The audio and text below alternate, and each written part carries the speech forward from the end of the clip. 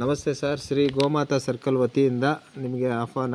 ಏನಿಲ್ಲ ಸರ್, ಈ ಒಂದು ಮತದಾರ ಪಟ್ಟಿದು SIR ಅದ್ರ ಬಗ್ಗೆ ಸಂಕ್ಷಿಪ್ತವಾಗಿ ತಿಳಿಸ್ಕೊಡ್ಬೇಕು ಅಂತ ತಮ್ಮಲ್ಲಿ ವಿನಂತಿ. ಸುಮಾರು ಜನ ನಮ್ಗೆ ಹೇಳ್ತಾ ಇದ್ದಾರೆ ಆ ಫಾರಮ್ ಫಿಲಪ್ ಮಾಡೋದು ಹೇಗೆ, ಮತ್ತು ಅದ್ರ ಬಗ್ಗೆ ಸಂಪೂರ್ಣವಾಗಿ ಈಗ ಎಷ್ಟೋ ಜನ 20 ಇಯರ್ಸ್ದು ಕೇಳಿದಾರಲ್ವ ಸರ್, ಅದ್ರ ಬಗ್ಗೆ ಸಂಪೂರ್ಣವಾಗಿ ತಿಳಿಸ್ಕೊಡಿ ಸರ್. ನಮಸ್ತೆ, ನನ್ನ ಹೆಸರು ರವೀಂದ್ರ ಬಾಬು DN, ಸಹ ಶಿಕ್ಷಕರಾಗಿ GHPSCPನಲ್ಲಿ ಕೆಲಸ ಮಾಡ್ತಾ ಇದ್ದೀನಿ. ಈಗ ಅಂತಂದರೆ ವಿಶೇಷ ಸಮಗ್ರ ಪರಿಷ್ಕರಣೆ, ಮತದಾರ ಪಟ್ಟಿಯ ಸಮಗ್ರ ಪರಿಷ್ಕರಣೆ ಬರೀ 20 ವರ್ಷಗಳಿಗೊಂದು ಪ್ರತಿ 20 ವರ್ಷಗಳಿಗೊಂದ್ಸರಿ ಈ ಪ್ರಕ್ರಿಯೆ ನಡೀತಾ ಇರುತ್ತೆ ಚುನಾವಣಾ ಆಯೋಗದಿಂದ. ಯಾಕಿದು ಮಾಡ್ತಾ ಇದ್ದಾರೆ ಅಂತಂದರೆ ಡಬಲ್ ಎಂಟ್ರೀಸು ಮತ್ತು ಸತ್ತೋಗಿರೋರನ್ನು, ವರ್ಗಾವಣೆ ಆಗಿರೋರನ್ನು, ಸ್ಥಳಾಂತರಗೊಂಡಿರೋರನ್ನು ಇಂಥವ್ರನ್ನೆಲ್ಲ ಮತದಾರರಿಂದ ಪಟ್ಟಿಯಿಂದ ತೆಗೆದು ಮತದಾರ ಪಟ್ಟಿ ಶುದ್ಧೀಕರಣ ಮಾಡೋದಕ್ಕೋಸ್ಕರ ಈ ಪ್ರಕ್ರಿಯೆಯನ್ನು ಮಾಡ್ತಾ ಇರ್ತಾರೆ. ಈಗ ಈ ಪ್ರಕ್ರಿಯೆಯಲ್ಲಿ ಈ SIR ನಮೂನೆ ಭರ್ತಿ ಮಾಡೋದು ಹೇಗೆ ಅಂತಂದರೆ ಇಲ್ಲಿ 3 ಭಾಗ. ಹಾಂ ಸರ್, ಇದನ್ನು ಭಾಗ A ಅಂತ, ಹಾಂ ಸರ್, ಇದು ಭಾಗ B, ಹಾಂ, ಇದು ಭಾಗ C ಅಂತ.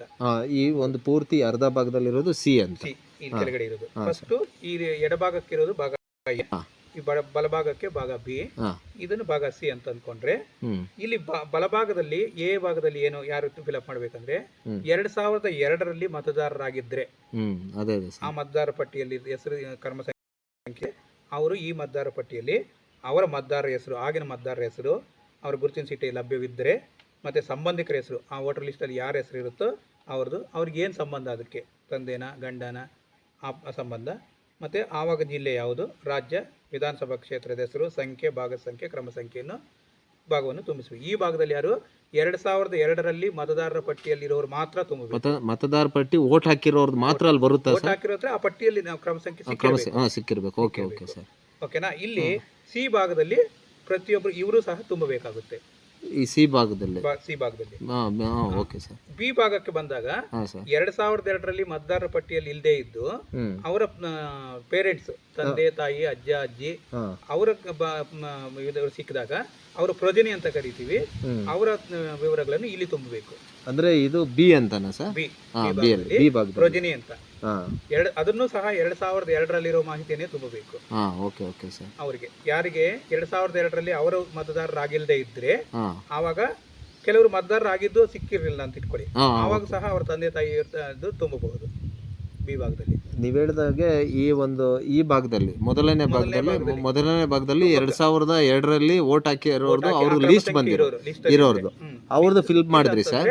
ಎರಡನೇದು ಇದು ಬಂದು B ಭಾಗದಲ್ಲಿ ಒಂದು ಏನಂದ್ರೆ ಇವರು ಆ ಟೈಮಲ್ಲಿ ವೋಟ್ ಹಾಕಿದ್ರು ಕೂಡ ಲೀಸ್ಟ್ ಅಲ್ಲಿ ಬಂದಿಲ್ಲ ಅಂದ್ರೆ ಅವ್ರು ಕೂಡ ಇವ್ರ ಆಧಾರದ ಮೇಲೆ ಇಲ್ಲಿ ತುಂಬಬೇಕಾಗುತ್ತೆ.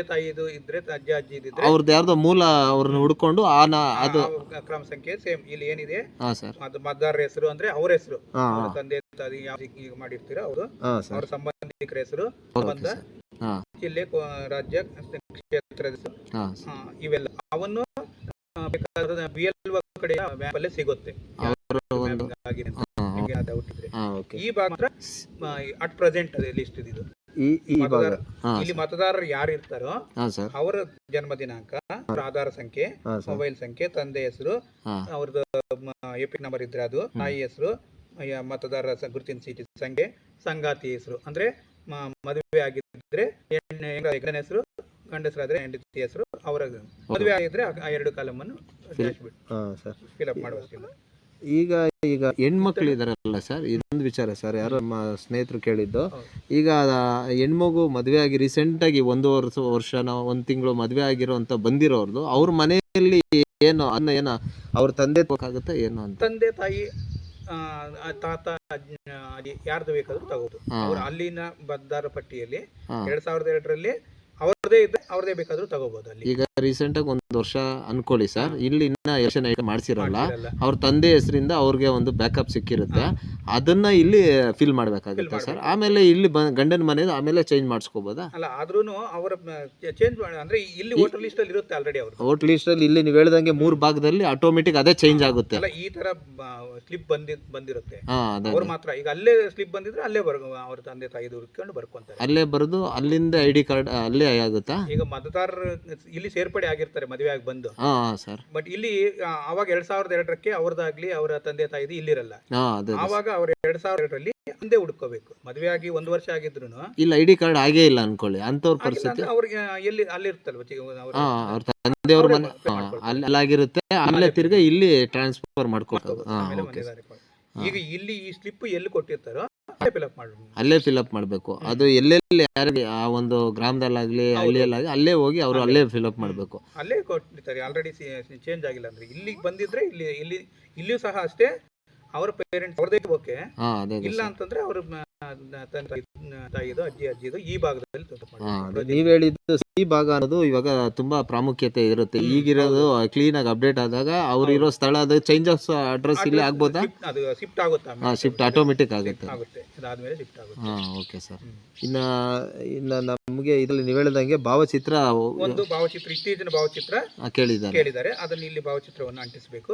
ಇನ್ನ ಮತದಾರರ ಹೆಸರು, ವಿಳಾಸ, ಈಗ ಪ್ರೆಸೆಂಟ್ ಇರುವಂತ ಮತದಾರರ ಗ್ರಾಮ ಸಂಖ್ಯೆ, ಅವ್ರ ಭಾಗ ಸಂಖ್ಯೆ, ಎಲ್ಲಿ ಮತದಾರರಾಗಿದ್ದಾರೆ ಅವೆಲ್ಲ ಪ್ರಿಪ್ರಿಂಟ್ ಆಗಿ ಬಂದಿರುತ್ತೆ. ಅದೇ ಸರ್, ಎಲ್ಲ ಆಲ್ಮೋಸ್ಟ್ ಇಲ್ಲೇ ಇರುತ್ತೆ. ಇಲ್ಲಿ ಒಂದ್ ಸ್ವಲ್ಪ ಏನಂದ್ರೆ ನೀವು ಹೇಳ್ದಂಗೆ 2002 ಮಾಹಿತಿನ ಪರ್ಫೆಕ್ಟ್ ಅಂದ್ರೆ 20 ಇಯರ್ಸ್ ಆಗುತ್ತಲ್ಲ.